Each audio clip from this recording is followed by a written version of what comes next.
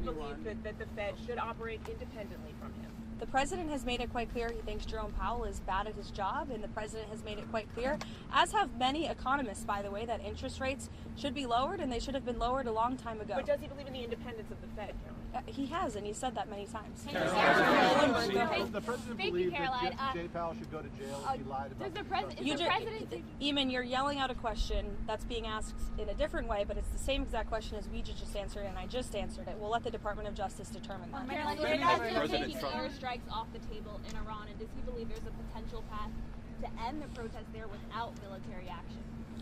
Well, I think one thing President Trump is very good at is always keeping all of his options on the table, and airstrikes would be one of the many, many options that are on the table for the commander-in-chief.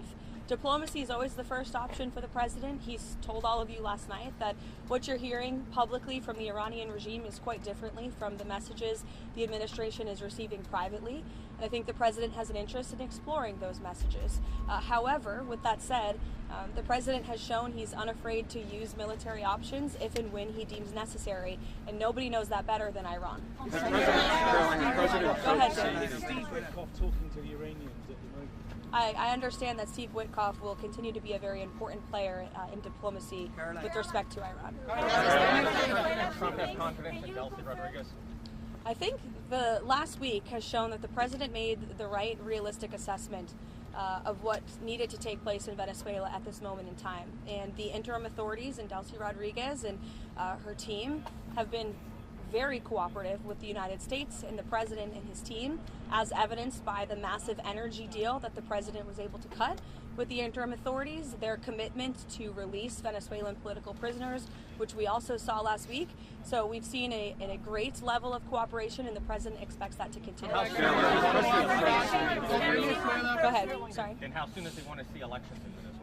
I think right now it's still too soon to say, and I don't want to set a deadline for the president. What's the meeting this morning with Marco Rubio about Venezuela? What can we see this week on Venezuela? More meetings? The president meets with the Secretary of State and National Security Advisor daily, sometimes multiple times a day, and so it was on a range of topics, as it always is. Does President Trump expect on Venezuela? What practical steps would the White House like to see the interim authorities take to stop Iran and Hezbollah from operating in the country? Have those authorities done anything on that yet? I think right now the main correspondence with the interim authorities is really focused on obviously ensuring stability and prosperity and continued cooperation with respect to energy. As you all know, there was a very powerful and big group of oil executives who were here at the White House on Friday, and so continuing to iron out some of these energy deals. We also have made it very clear, the president's made it very clear, that we don't want to see any more drug boats sailing from Venezuela towards the United States of America, which we have not, frankly, in the last week. President's also made it very clear that only oil tankers that are approved by the United States of America will be flowing from Venezuela, and we will continue to seize ships that are stateless or that are not approved for commerce by the United States.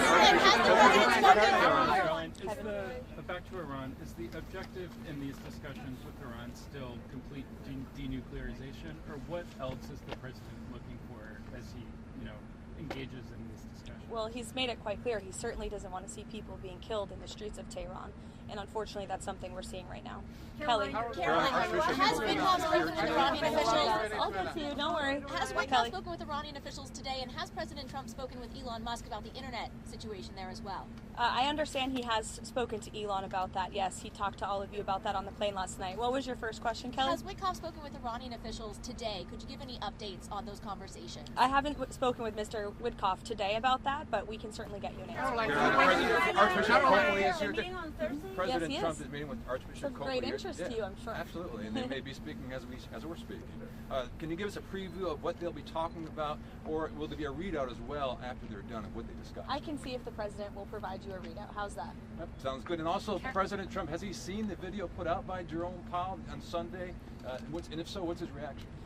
That video was put out after I was with the president when Air Force One landed last night, I believe. So I was no longer with him when that video came out. I don't know if he's seen it or not. Does the president have a dateline, a timeline?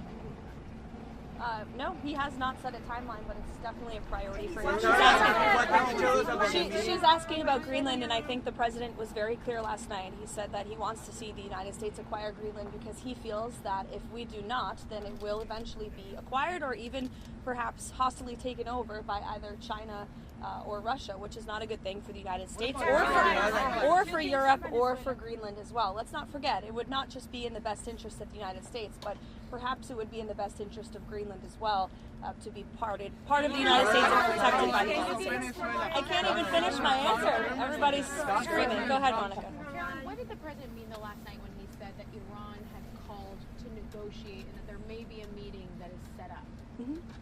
I mean, what else do you want me to explain by that? Who called and who would be a part of that? There was an official from the Iranian government, I believe it was reported earlier, that reached out to a member of the president's very close team, Special Envoy Witkoff, expressing a far different tone than what you're seeing publicly. About the meeting on Thursday, Secretary Kristi Noem has been front and center in response to this ICE video. Is the president satisfied with her efforts there and all of her media interviews? Yes, 100%.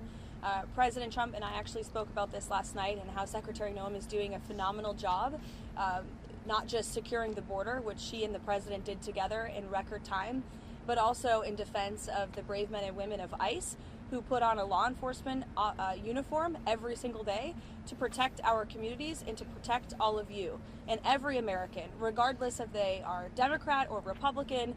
ICE is doing a very important job to remove illegal alien criminals from our communities. And I think it's very striking that all weekend long, you had agitators and violent American citizens out in the streets of Minneapolis protesting. Protesting what exactly?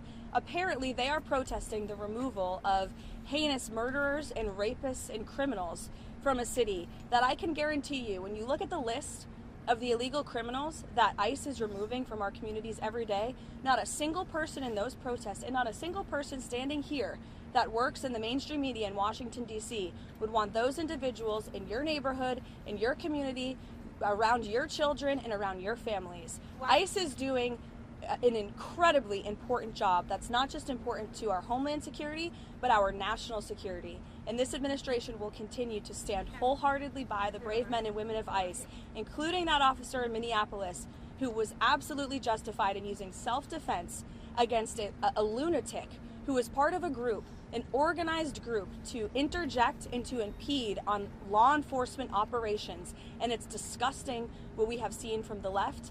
And I think that it just shows you where the modern day Democrat Party stands today in protecting illegal alien pedophiles and rapists and murderers over law-abiding American citizens and our brave men and women who serve in law enforcement. Thank you.